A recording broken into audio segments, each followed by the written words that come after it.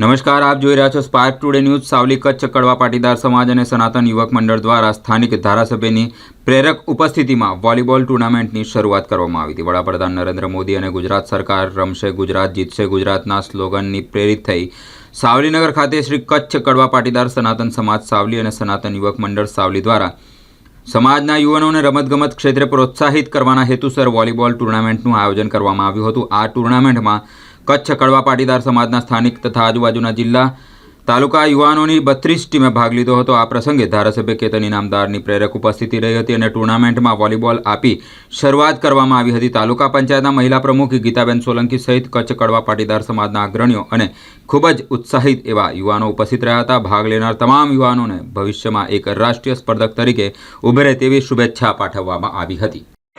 આજે સાવલીની ખાતે વોલીબોલ ટુર્નામેન્ટનું ખૂબ સારું આયોજન થયું છે।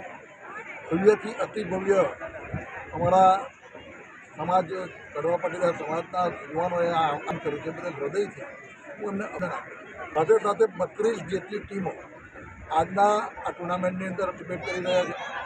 હાલના સમયની અંદર જ્યારે આવીની જરૂર છે, એમાં પણ એક ઝોનમાં ખાલી એક ભાગના 32 કરતાં પણ વધુ ટીમો જ્યારે એમાં પાર્ટિસિપેટ કરવાની હોય અને અમુક ટીમોને અંદર હજુ સમાઈ ના શક્યા હોય, ખરેખર આ સમાજ યુવાનોને હું ખૂબ હૃદયથી અભિનંદન આપું છું। ત્યારે વોલીબોલ જેવી રમતને આટલું બધું પ્રોત્સાહન આ સમાજમાં મળી રહ્યું છે, દરેક સમાજથી એક શીખ લેવા જેવી છે।